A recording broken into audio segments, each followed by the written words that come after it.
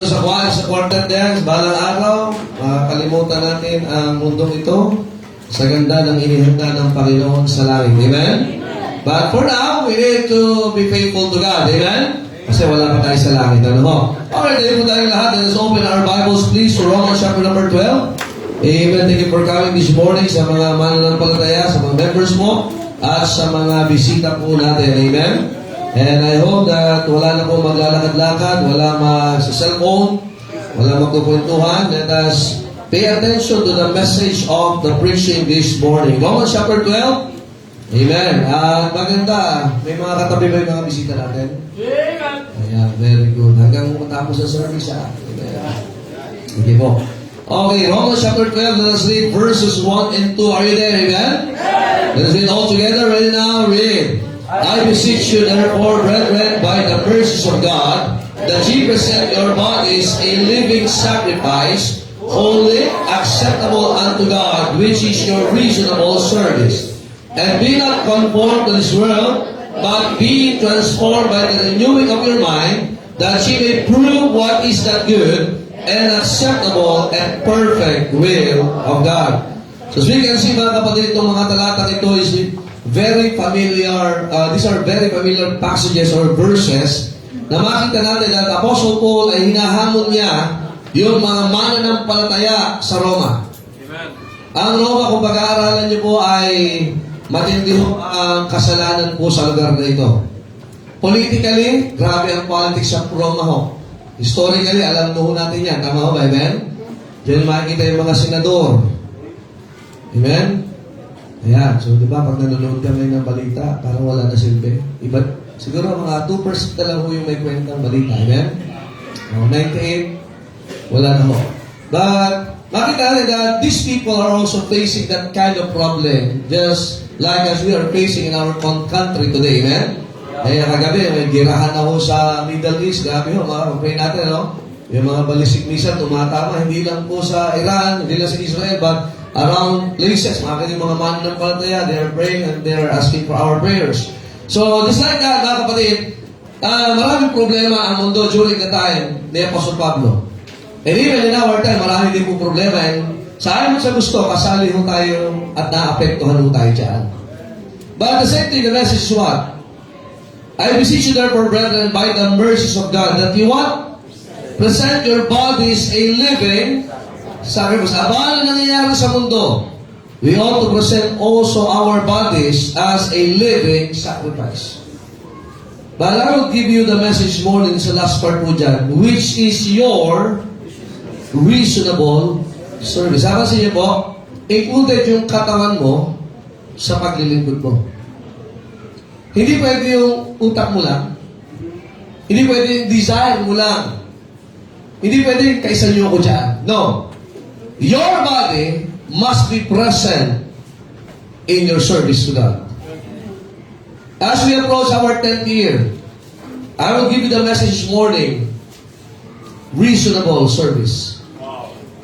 Reasonable service. Tayo po ay manalangin. Panginoon, salamat po sa inyong biyaya.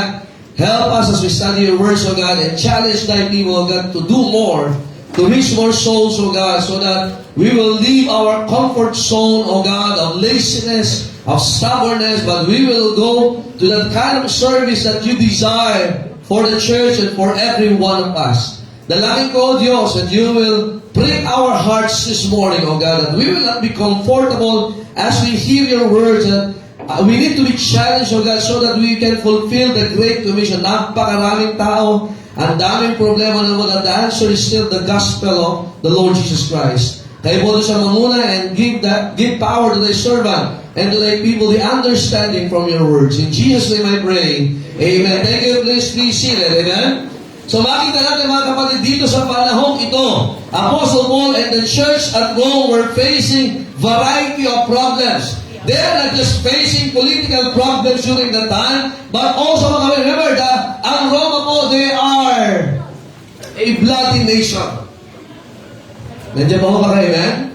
Because during this time, they were at the peak of world's power. Kung pa sa panahon ngayon, para ito ay Amerika, China, o Russia. North Korea. Malakas ang North Korea. But, nonetheless, Rome was at peak. Sila yung pinakamatindi pagdating sa gera po dyan. Nakikinig ba kayo, man? And just so you can imagine, that church was facing those kind of pressure. Now, ang mga Kristyano po, hindi ibig sabihin na tayo ay ligtas na, kayo na nampalataya kay Kristo, na ikaw absuelto na sa problema na nangyayari sa mundo ito, amen? That you will not be affected. We are affected on recession. We are affected on economic problems. We are affected politicians that are corrupt and politicians that are not corrupt. We are affected just like that. But itong mga nangyayari, even rumors of war and wars during this time, what's happening? Imagine, kayo ay nasa sentro na kung saan na ang bansa niyo ay nasa presyo ng ganyang problema. Nakikinig ba kayo, man? Ang daming problema ng bansa natin ngayon, mga kapatid. Pero ang susi pa rin yan ay ang Ebanghelyo ng Panginoong Jesucristo. Kaya nga, sino ang gagamitin ng Diyos? Now, the world is having its own problem. Pero ang kalooban ng Diyos ay isa pa rin. Isa pa rin ang paraan ng Diyos para masolusyonan yan. The solution is what? Believers that will open their lives and that will present their bodies a living sacrifice. Biblically, ang inihahain noon para maapis ang Diyos, maalis ang hatol sa mga bansa. Nakikinig ko ba kayo, man? Hello? Alam niyo ba, ang gera ay parusa din ng Diyos? Nandiyan mo ba kayo? War, famine, pestilence, death has been the form of God's judgment in every nation and every generation. Now, what is happening to us today is God's form of judging the world. Are you listening, man? Pero hindi pa ito yung katapusan. Bagamat aun na ho ngayon, amen? Pero hindi pa ho yan. Pero makita natin, believers are affected. Kaya nga, anong gagawin ng mga mananampalataya? Tayo ba'y sasama na malulungkot dyan? Tayo ba'y makikisimpatya sa mga ganito tao? We still have our what?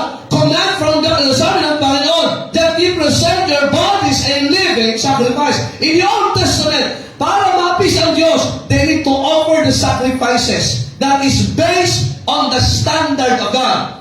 Kasi pwede ka maghandog sa Diyos pero hindi ayon sa kanyang pamantayan. Walang silbi ang paghahandog kung hindi ayon sa pamantayan ng Diyos.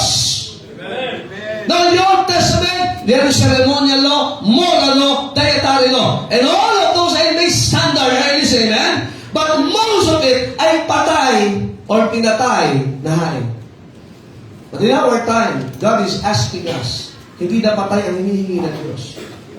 Hindi na yung larawan, hindi na yung shadow, kasi lahat ng naglalarawan sa pagdating ni Kristo. Si Kristo po ay dumating na.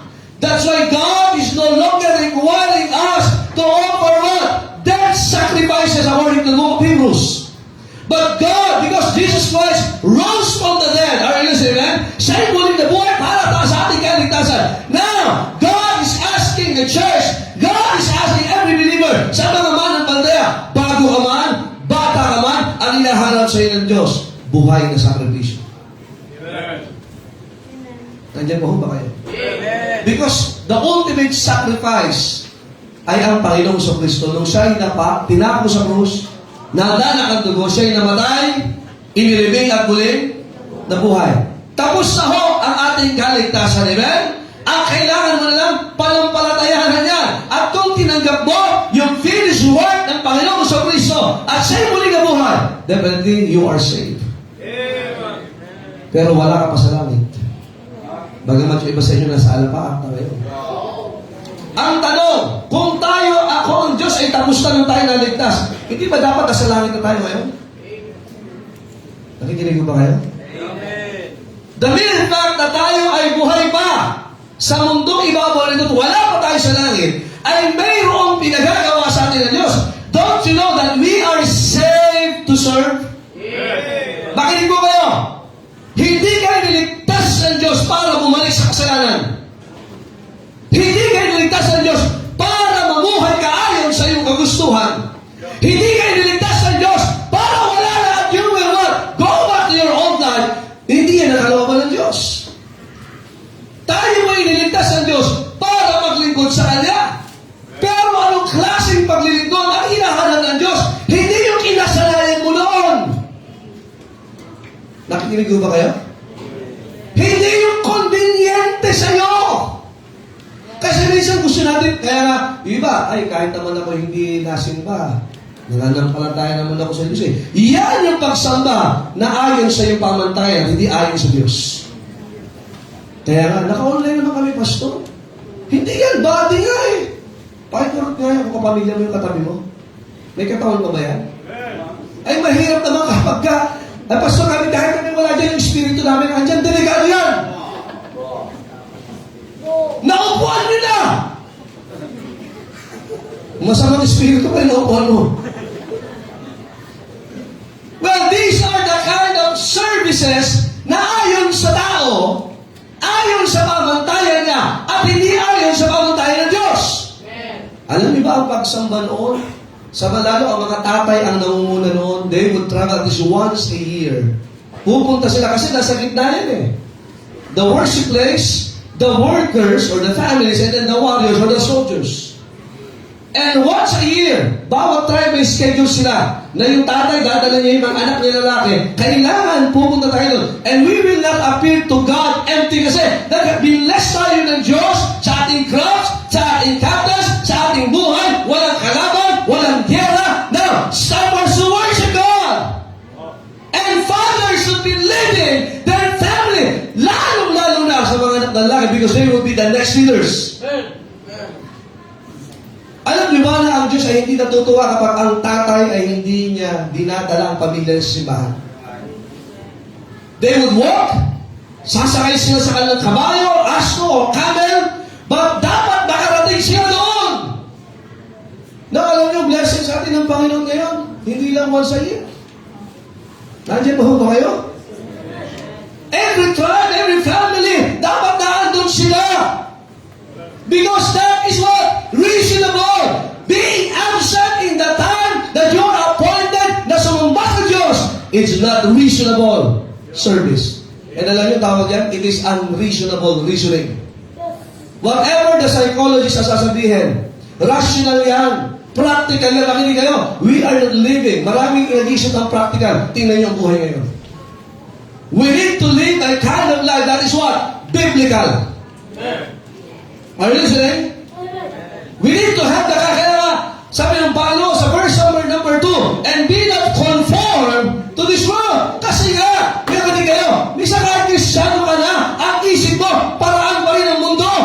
Amen. The word call means kaparehas, that yung formation ng isipan natin, baka mamaya, ikaw ay tumatagal na Kristyano, pero ang kaisipan mo ay parehas pa rin lang sa mundo.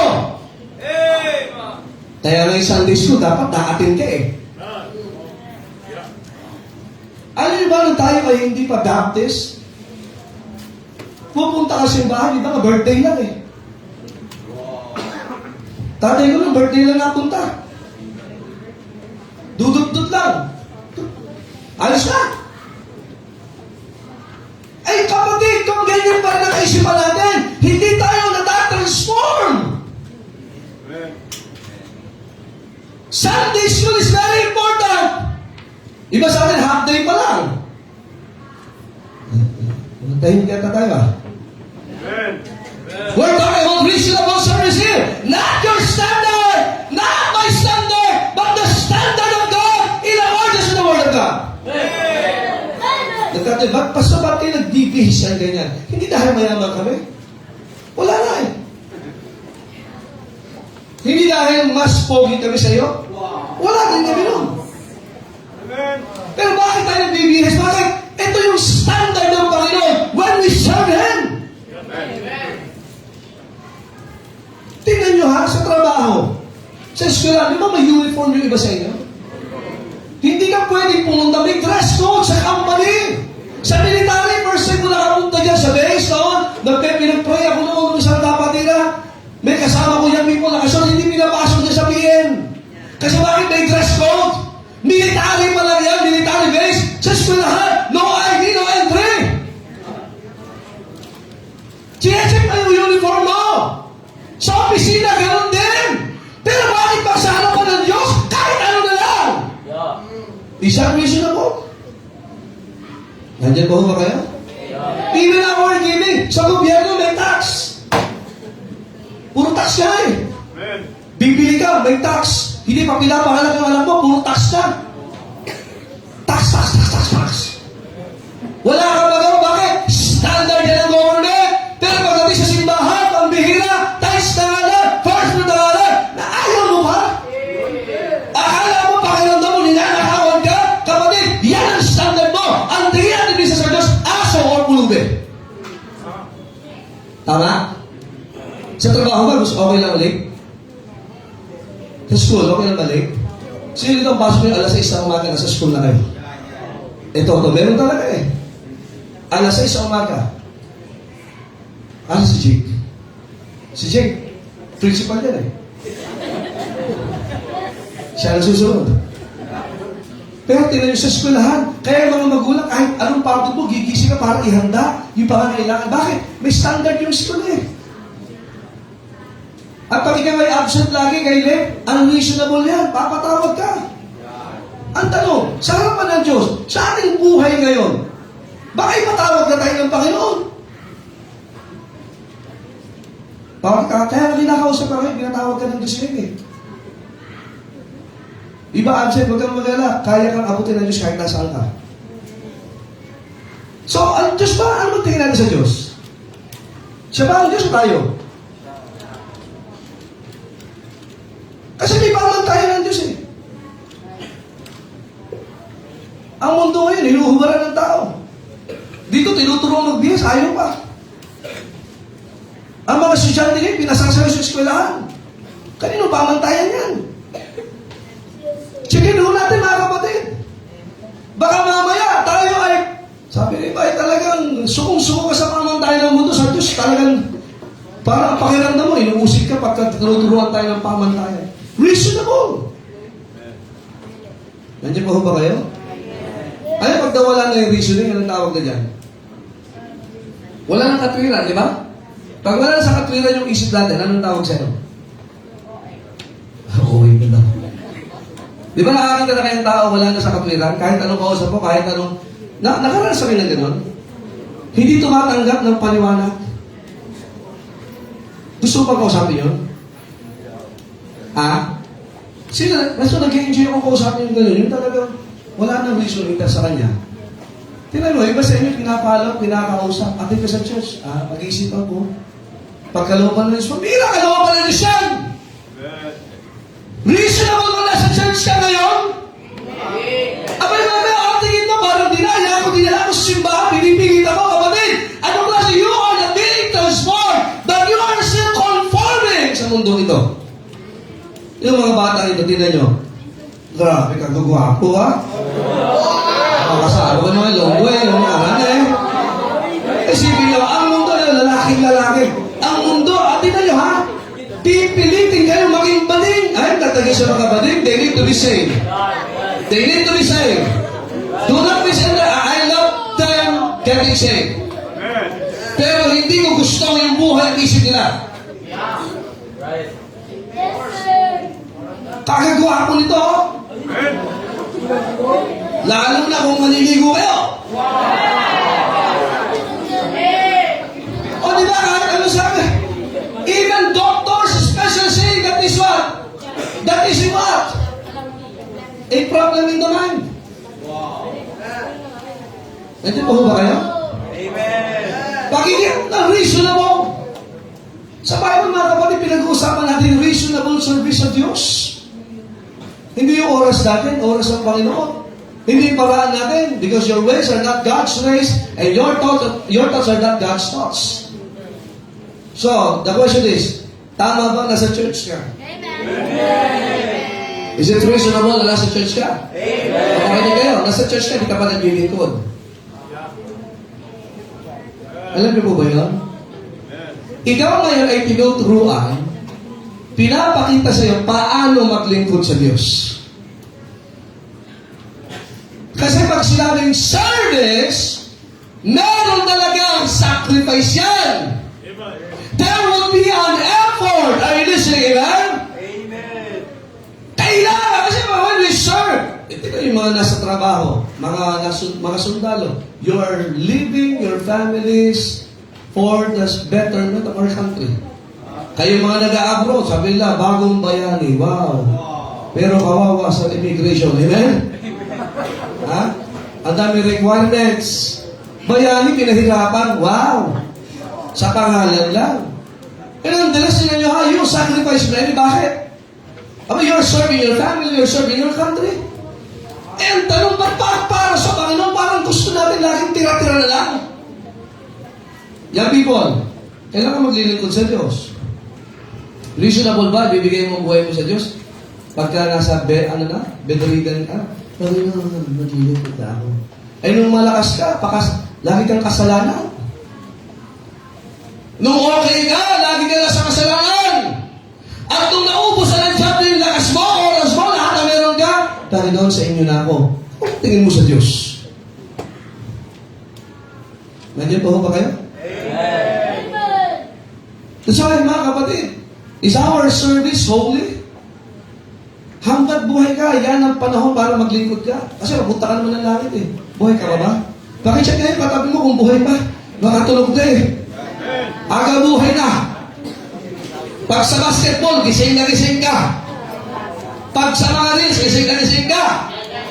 Yung preaching, sumisigaw lang, tulog ka pa rin! Sa palagay mo ba, nararapat ang Diyos sa ating magsama kayo? Dala. Eh sabi, ano ba sa libang pambira, umaayo na. Mga gano'n. Mga gano'n. Sige nga, gawin mo nga sa harapan ng boss mo. Gerald, mama. Magalit si Gerald, ganito ako nila. Di ba? Mamimimuhan ka, pwede kang matanggal sa trabaho. Bakit? Tatulog-tulog ka. Paano kaya kung ang Diyos ang ating employer ngayon? Buhay pa kaya tayo? Pag sa gawain, parang pagod ka, hina ka, parang lalo ng walang gana. Pero sa ibang bagay, ganado-ganado ka. Tapos ang gusto mo, Panginoon, magpalain mo nga ng matindi dyan. Ang lakas mo humingi. Para mga kabataan, ang lakas kumain, ang lakas matulog, ang tamad sa bahay. Ay, ganoon din naman yung mga Kristiyano eh. Ang dami mong hinihingi sa Diyos, pero yung inugukol mo sa Panginoon, katiting! Katiting! Isang araw na nga sa isang linggo, 1/4 ka lang dumagalo. Late pa! Is it reasonable? Sa mga anak ko, sabi kaya ng anak ko, Mami, Daddy, first quarter lang ako magsasalasyon, ito 2 quarter hindi na. Sige nga, mga magulang. Dalhin natin sa atin. Anak, seryoso ka ba sa buhay mo? Tama ba? Gusto mo ba talaga maayos ang buhay mo? Galit na galit ka bilang magulang. Isipin mo damdamin ng Diyos. Maghapon ng Sunday, 1/4 ka lang dumadalo. Yung ano, okay mo lang. Pastor niyo ako eh. Hindi ako dito para entertain ko kayo. Yeah. We need to understand what reasonable service is. Tingnan po yung purito sa Luke 21. At ibinigay niya lahat. Di ba, wala pa namang lahat. Nagreklamo na. Luke 21, tingnan nyo. Luke 21. Verse number 3. Brother Luke, pahinga tubig, Brother Luke. Yung malinis ha. Mamamay ka, sa CR rin. Sisigurado ko, may ginaho. Take you on verse 3, ano sabi ng Panginoon? And he said, of a truth, I say unto you that this poor widow hath cast in more than they all. Bakit? Kapatid, pag para sa Panginoon, hindi ka naghihinayang. Hindi mag-a-anniversary. Iba sa atin, wala pa rin gagawin sa Panginoon. Ito, poor widow, walang kakayanan talaga financially. Nandiyan pa ho ba kayo? Amen. Mahirap na, bahalo pa. Wala po silang retirement doon, walang pensyon. But this woman, nung nag-offering na, verse number 1, and look and saw the rich men casting their gift into the treasury. And he saw also a certain poor widow casting it thither 2 mites. Sabi ng Panginoon, sinasabi ko sa inyo, itong poor widow na ito, siya may pinakamalaking ibinigay sa lahat. Ito, magtataka kayo. Sabi, Pastor, huwag natin pag-usapan ang pagbibigay ng pera. Aba, kung ang Panginoong Jesus sinasabi niya at ikinokomment niya, bakit natin pag-usapan sa simbahan? Tama ko ba? Alam mo, ito lang naman ang kaisipan. Alam mo, pagdating sa giving, may satanic mentality.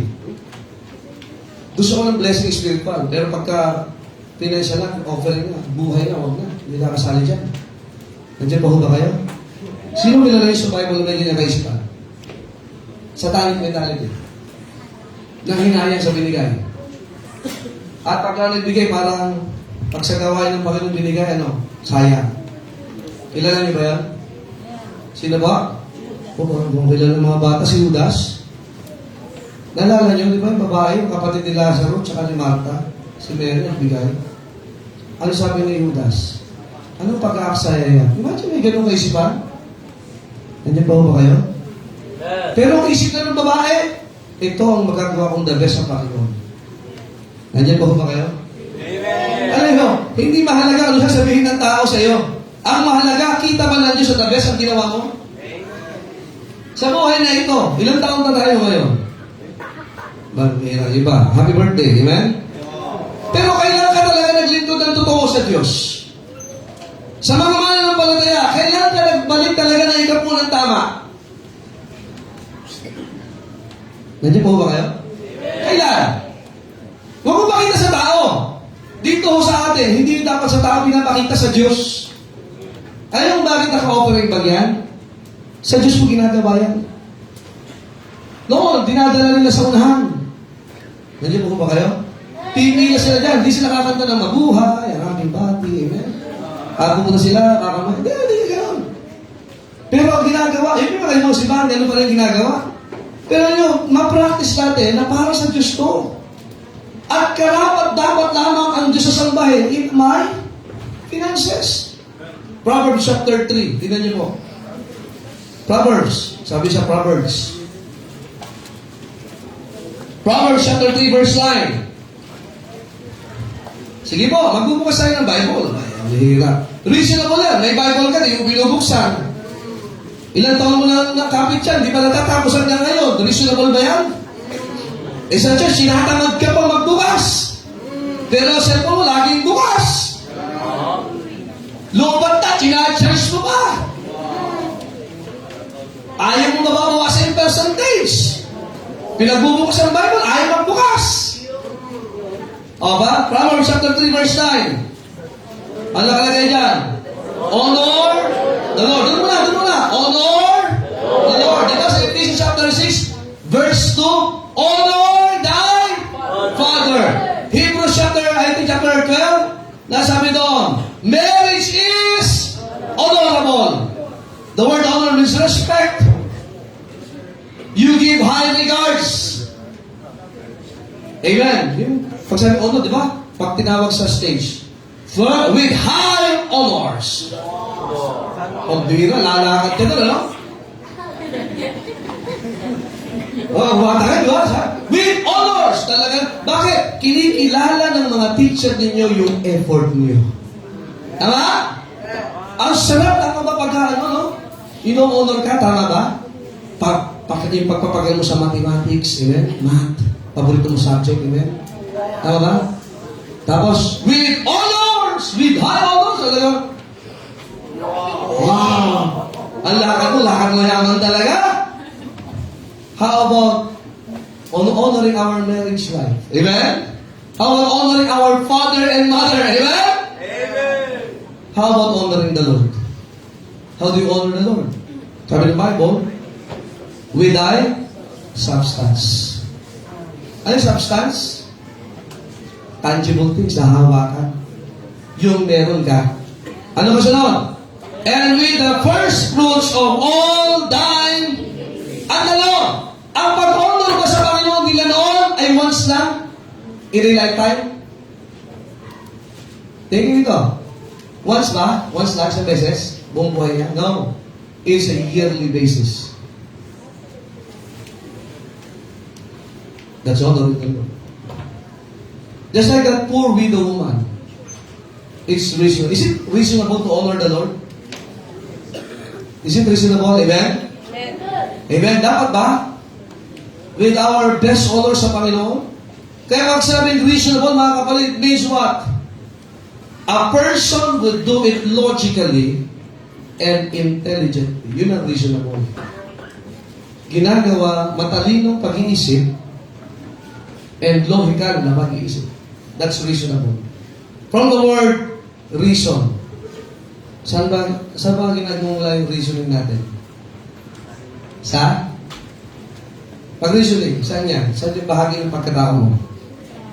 Saan? When you honor your parents, saan nagmumula muna yan? Damdamin ba kagad? Yeah. Dito yan. When you honor your marriage, nakikinig ako, marriage, hindi damdamin ang pinakauna dyan. Nakikinig ba kayo? Kaya huwag kakakanta na sana dalawang puso ko. O bakit kayo pala? Hindi. Dito yan. You honor your parents, you honor your marriage, and you honor the Lord. Dito yan. Nakikinig ba kayo? Kaya reasonable service, pinag-iisipan talaga yan. At when you come up to a decision, is honoring God, is serving God, reasonable, iniisip mo, dapat ba akong maglingkod sa Diyos?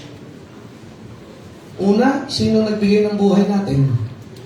Ang Diyos. Yung haba ng buhay natin, nagsusustain na lang, di ba? Ang Diyos din yan. Nakikinig ba kayo? Aba, nakalimutan. Muntik-muntik ka na tayong kuhanin ng Panginoon, pero humingi tayo sa Panginoon, pahabaan yung buhay ko kagaya ni Hezekiah. Nung tayo ay okay, na nakalimutan na natin i-honor ang Diyos. Nandiyan ba ho ba kayo? Iniisip, young people, iniisip yan na maglingkod sa Diyos. Hindi sabihin, darating din tayo sa panahon. Hindi ganon yun! Pinag-iisipan yan. You will do it what? Logically and intelligently. Reasonable means a person would do it with complete control of the mind and the end result thereof. Hindi parang sinasabi yan, maglilingkod ako sa Diyos. Delikado yan. Hindi ganun pinag-isipan yan. Yung tumugtog ng piano kanina, pinag-isipan yan, nag-i-ensayo yan. Kaya bakit ako tutugtog para sa Panginoon? So mag-i-ensayo ka. Hindi ka matindi. Hindi pa naman madali mag-ensayo. Yung kaya member dito, hindi yan umawit na ganyan kagad. Nag-ensayo. Ilang beses pumalpak sa practice yan. Pero dahil para sa Panginoon, titiisin nila yung paulit-ulit. At ang resulta, ay para sa Panginoon. So young people, pili ka. Sino gusto mong paglingkuran? Ang Diablo o ang Diyos? Na makinig kayo, hindi mo pwedeng paglingkuran ang Diyos, iwalay simbahan. Ulitin ko po. Hindi mo pwedeng paglingkuran ang Diyos, iwalay sa simbahan. Sapagkat si Kristo ay nagtatag ng simbahan para dyan tayo maglingkod sa Panginoon. Nakikinig ko ba kayo, amen? Amen. Mahalaga ang simbahan. Kaya reasonable, pinag-iisipan. Napag-isipan nyo na ba? May punto ba ng buhay mo? Ako makapaglingkod na sa Panginoon. Ang bihira sa dami ng blessing ko, nagagawa ko bang hindi siya paglingkuran? Parang ganito, balikan natin, mga anak, ang dami mong tinanggap sa magulang mo, ano ba naman yung pag-edad nila, pinaglingkuran mo sila? Tapos, susumbatan mo pa sila? Anong klaseng anak ka? Tingin dito, tingin. Huwag kayo yuyuko. Hindi pa prayer time. Huwag kayo, pag prayer time, payuyukoin ko kayo. Ang kailangan nakatingin kayo dito.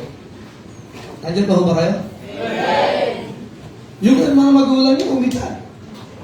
Anong gagawin? Anong tanong mo sa kanila? Ay, home for the aged. Anong klaseng anak ka?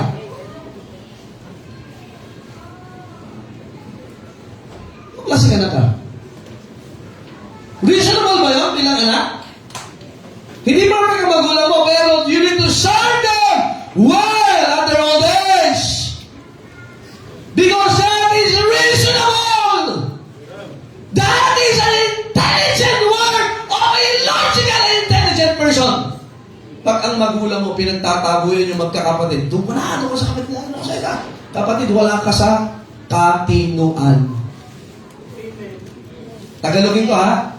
Wala ka sa katinuan ng pag-iisip. Pastor, ganito magulang mo, I don't care. Honor them. That's reasonable.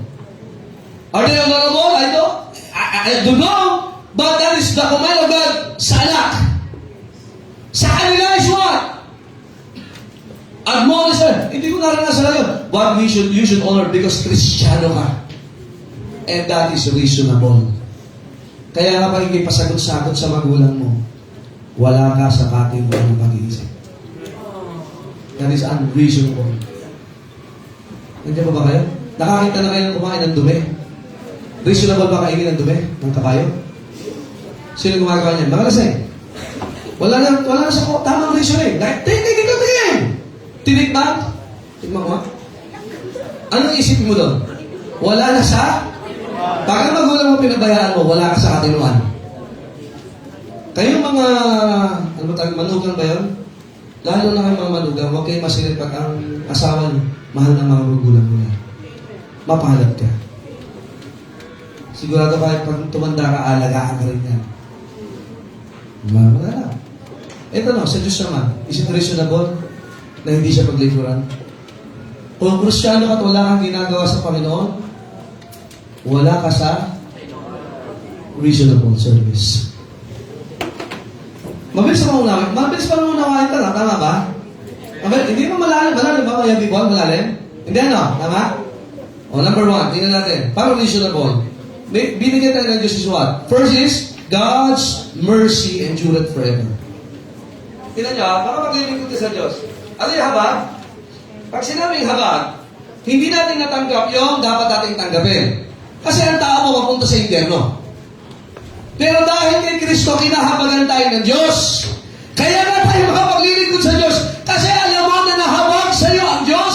So hindi tayo magmamalaki.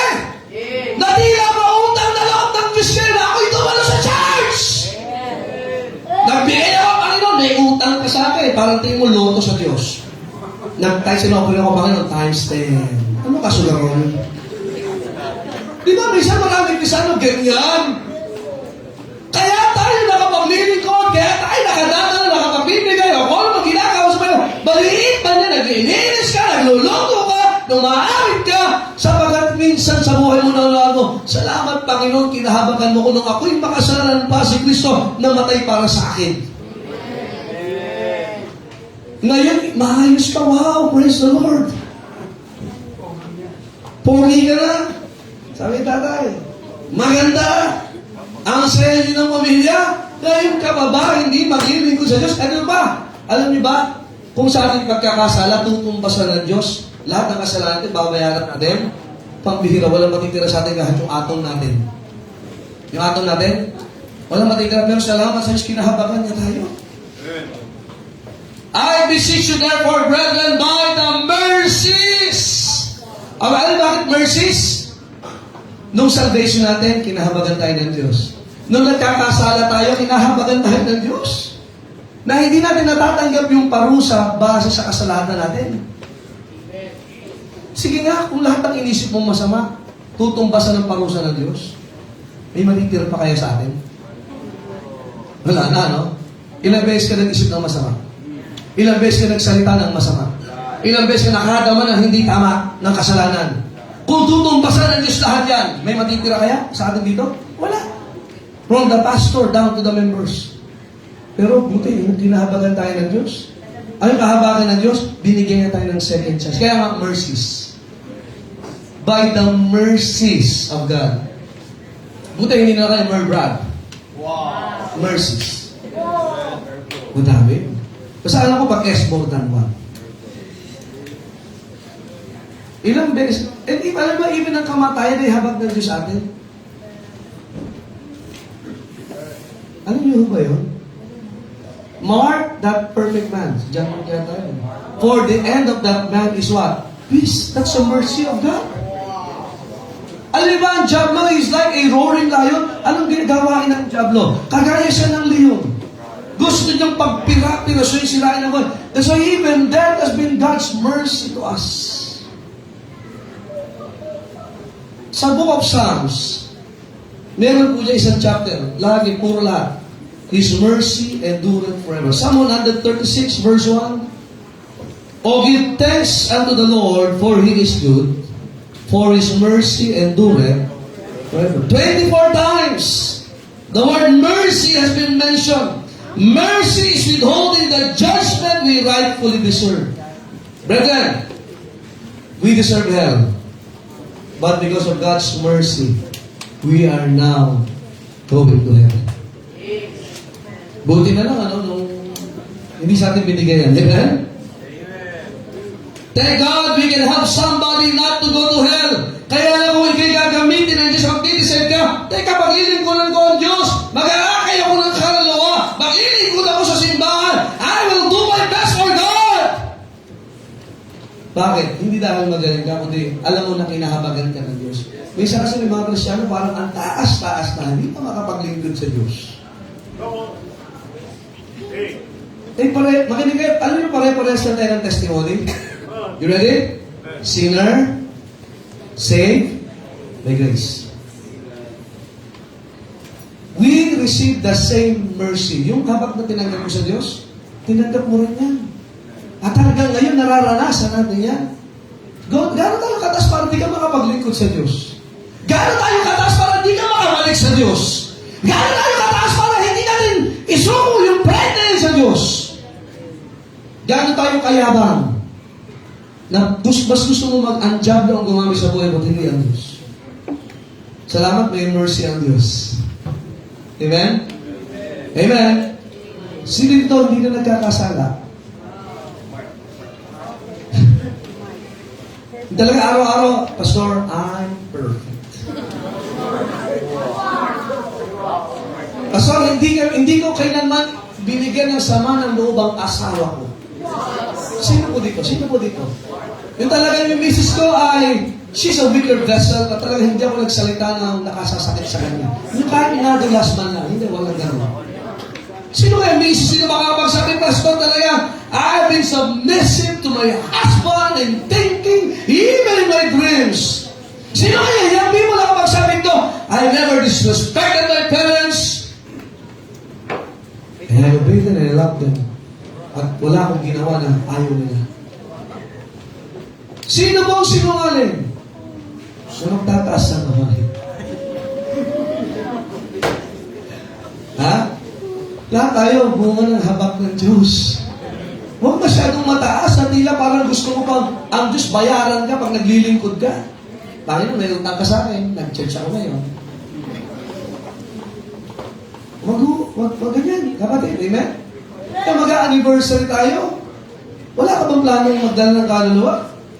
Di ba maganda makinig kayo, yung mga nagdadala ng bisita, nagpapalo, tinataguan kayo. Ayos ka ba yun? Normal ba yun? Normal yun, because you are serving God. You're not serving man, you're serving God. Amen? Minsan tatanggihan ka. Minsan tatapunan ka ng trucks, binigay mo, pinilas na, ayos na yan! You are doing a reasonable service to God. Number two, not just because His mercy, but also the ability that we have. That He present. Tingin dito. Mabilis lang ito. Simple-simple lang. Hey, present. Huwag mong isuko ang buhay ng iba. Huwag mong ihandog ang buhay ng iba. Huwag mong ituro ang buhay ng iba.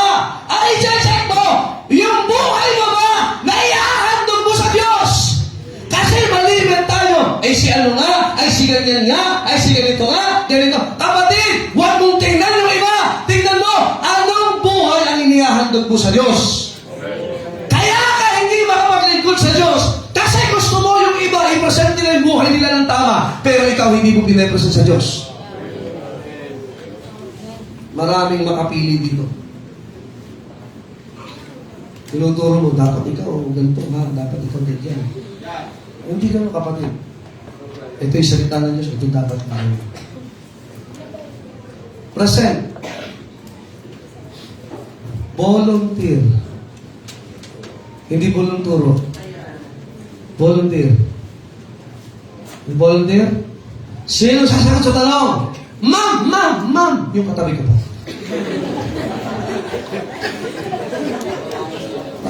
Tas na kami, tuturo mo naman yung iba. Ma'am, may umihipo dito. Masarap yung kasunod doon, mga kapatid. Nagtuturo ka, pero ikaw yun. Alam mo na, basta tandaan ko, yung sa school, hindi natatandaan yung valedictorian. Ang natatandaan yung, Oo! Tandaan niyo yan. Ha? Oo. Pero wala sa record ko. Mga kapatid, number 2, because we have the ability. Pagbuhay, kaya mag-present. Pagbuhay. Bakit hindi nga katabi mong buhay pa? Pagbuhay, kaya pa mag-present. Tama? Pagka ikaw ay dinadala na, anin na yung nagbubuhat sa'yo, wala ka na. Huwag kang mag-alala.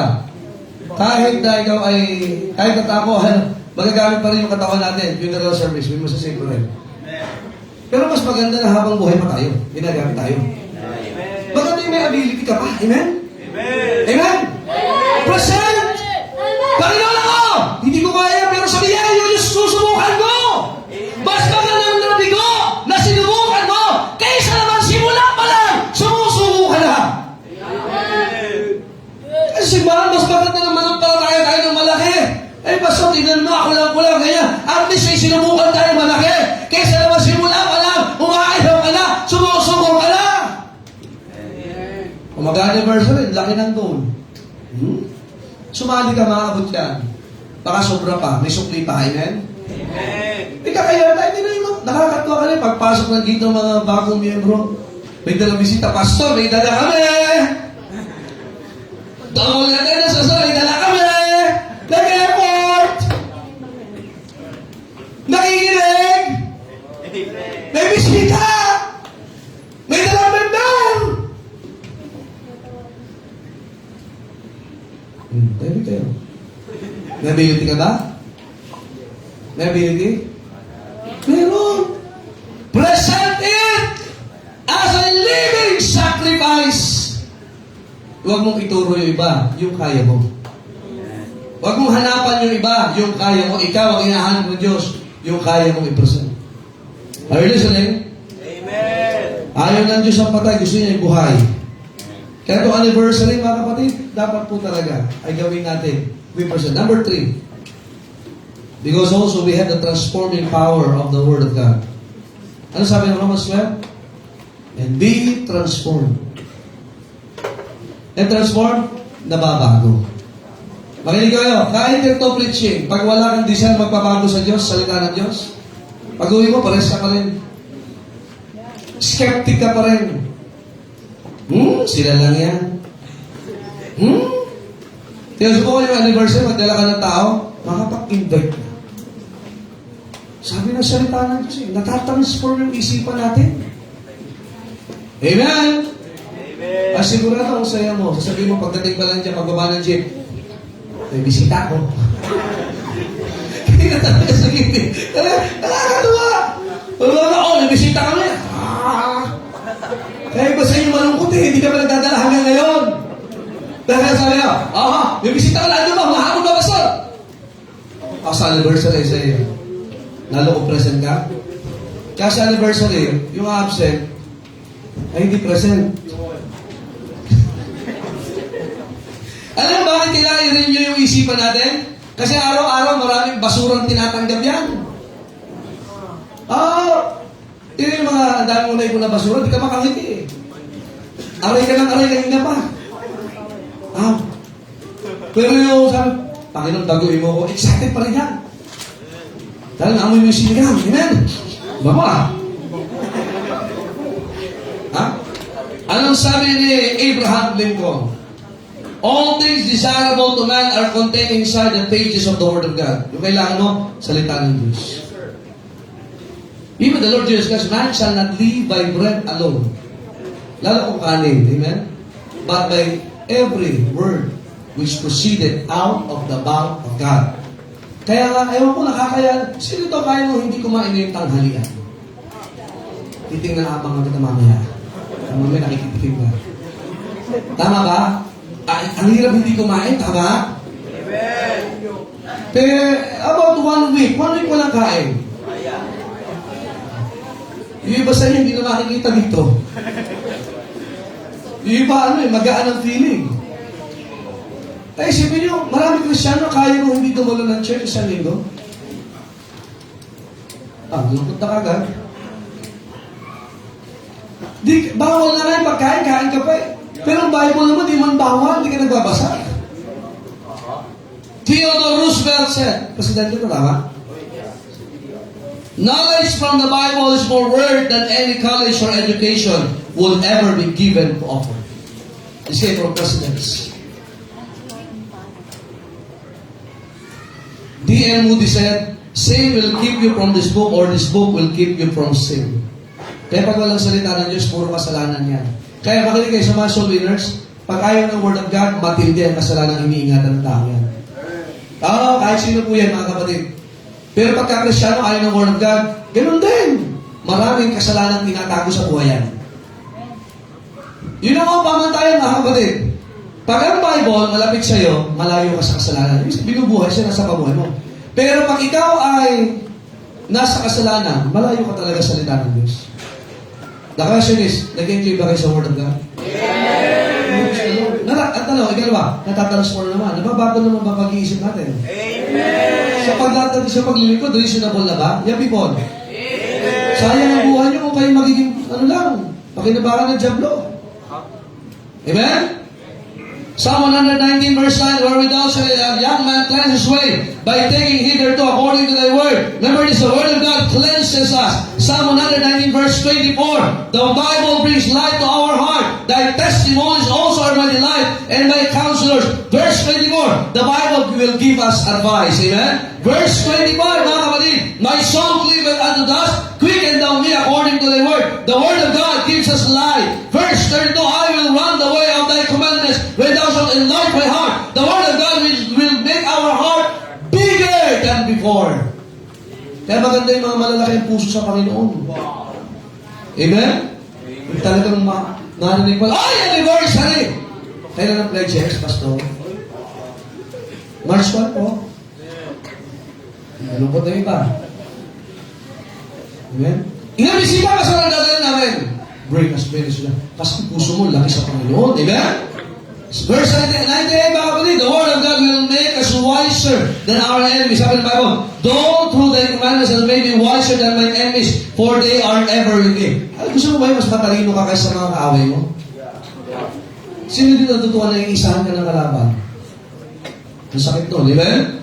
Verse 99, I have more understanding than all my teachers, for thy testimonies are my meditation.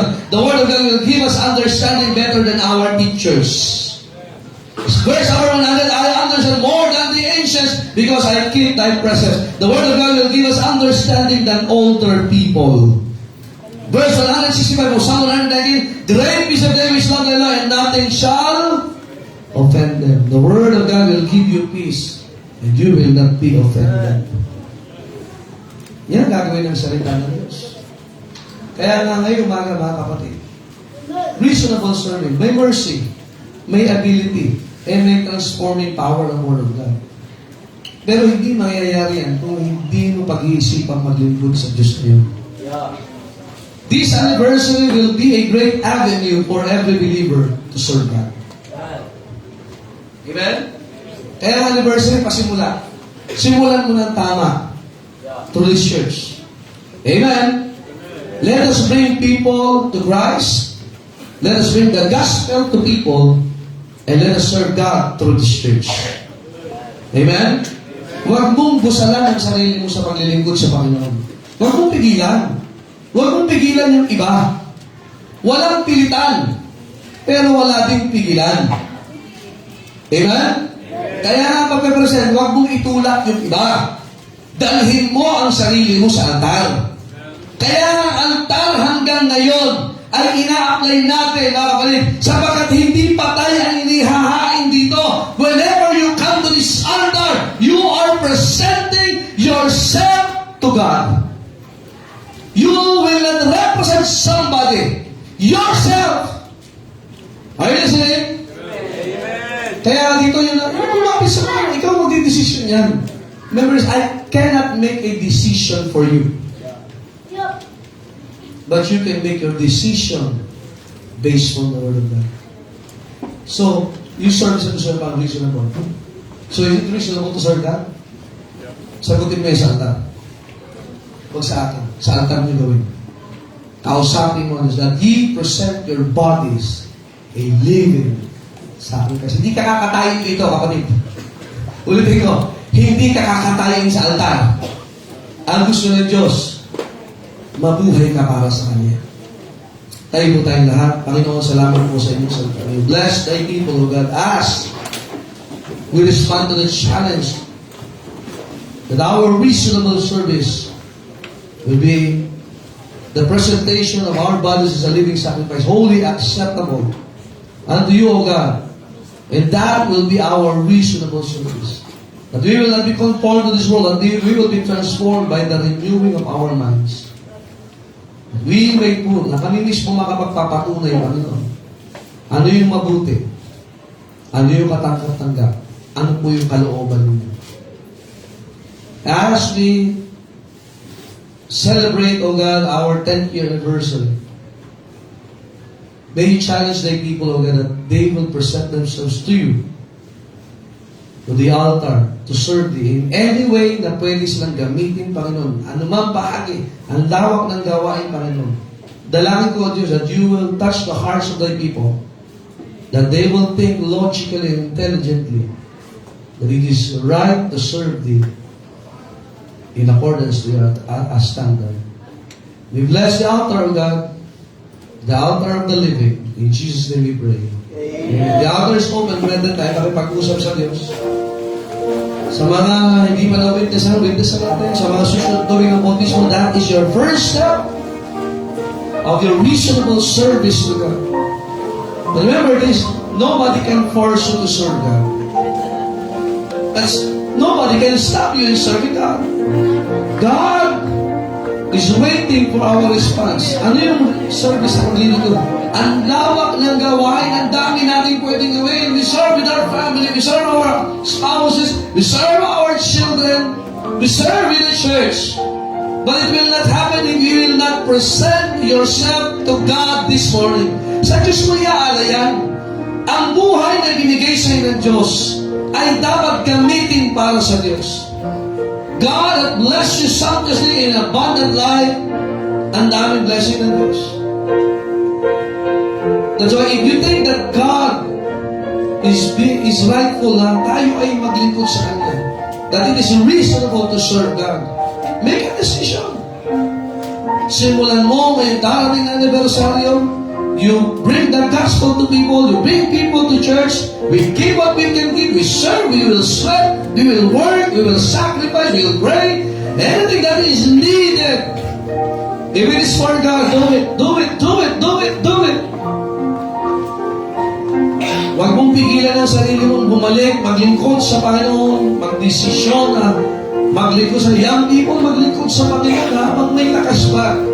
Adult men and adult guys, maglingkod sa Panginoon habang tayo ay natututo pa. While our hearts are tender, gamitin natin magdesisyon ngayong mga ganito to serve God. Ano yung gagawin mo? Ano yung desisyon mo? Reasonable means logically, intelligently, that you are convinced by the Word of God that God deserves to be worshipped. God deserves our finest service to Him. And God is asking you. Hindi lang yung kaya mong gawin, ikaw ang hinihingi ng Diyos. Habang dalang sa langit, salamat po sa inyong salita. Thank you, God, for the challenge. May you bless thy people. Thank you, God, for the tender hearts this morning that have come to the altar. Now knows the hearts of God. Salamat, Banal na Espiritu. Napakalambot ang puso ng mga anak ng mga ganito. We have seen their hearts this morning, O God. Sapagkat kayo lang po nakakakita ng puso. We bless as we celebrate our 10th year that these decisions that I have made, O God, will glorify thy name. And they will prove, O God, that it is acceptable. It is your perfect will for every believer na maglingkod sa iyo. In any way, na binigay niyo pong kakayanan sa kanila, kaisipan, that was being approved this morning by you, O God. We bless each and every one. Bless their decisions, and it will not be stolen by the devil. It will not be forgotten, but it will be engraved in our hearts, O God.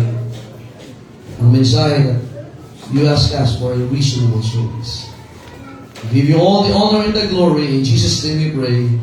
Amen. All the people said? Amen. Thank you. Please be seated. I hope na tayo ay mayroong reasonable service ngayong umaga nito. Amen? At magandang simula po yan. Amen? Pag-isipan natin. Amen?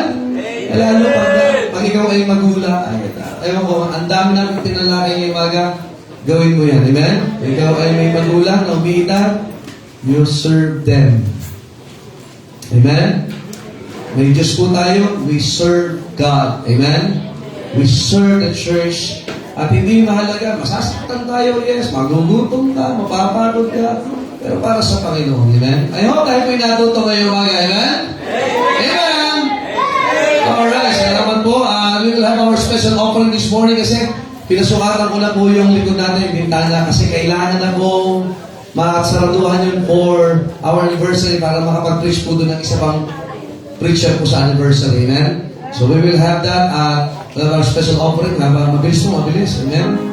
May baptism tayo? May baptism natin. Amen.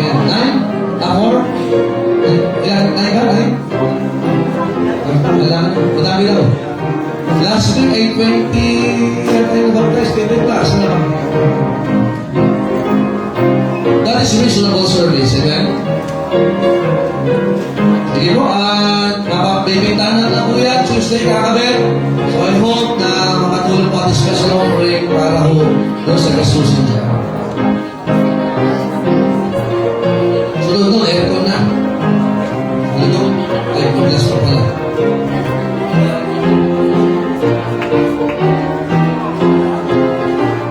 Malamang prepare natin for baptism.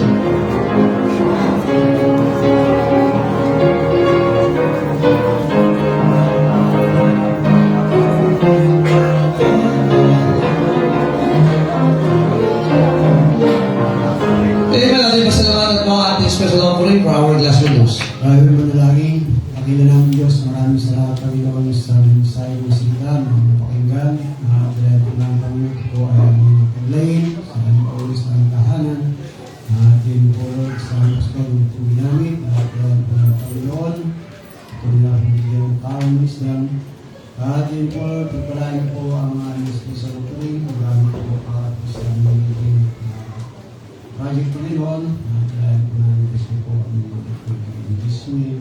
Amen. God bless you, Ashley.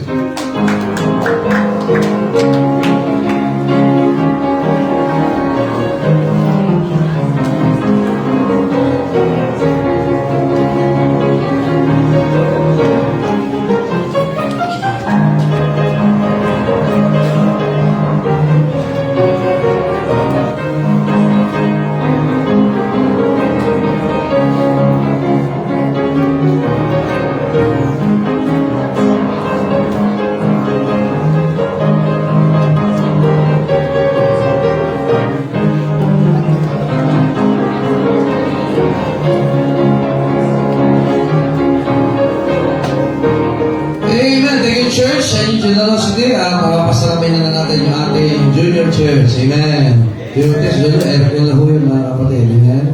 Alright, are you happy this morning? Amen? Praise the Lord. Reasonable service. Let us serve God together. Amen. Tayo mo tayo lahat. At tayo ay magbukas sa panalangin. Brother Sam is coming. And let us close in prayer. Amen. Tayo ng takbuhin pa. Takbo? Hanggang may sinento. Amen. Tayo po ay manalangin. Heavenly Father, Lord God, we thank you, God, for this body na binigay niyo sa amin. Thank you for challenging us that this body will be used for our reasonable service for you. Lord, we pray na kami po ay makapagkataan from this day and forward. We pray, O God, na kami po ay makapag-ikot sa inyo and no matter what capacity we have, we pray, O God, that in all of those things kami po ay mabigay ng glory. Lord, especially as we proceed, as we look forward for our 10th anniversary. Again, as we have our lunch, caller magbigay ng vision at protection sa aming paghiwalay and bring us back later in the afternoon for our afternoon worship service. Again, Lord, we are not without you. Thank you for our pastor. Thank you for your word. Forgive us our sins. This we pray in Jesus' mighty name. Amen. Amen! Thank you, God bless you! Shake hands at least 10 tao mo! Bago po tayo maghiwa-hiwalay. Yeah, 10 for our 10th year. God bless and good morning. Enjoy your lunchtime. Hinaan mo yung sa dyan, hinaan mo, gawin mo kalahati.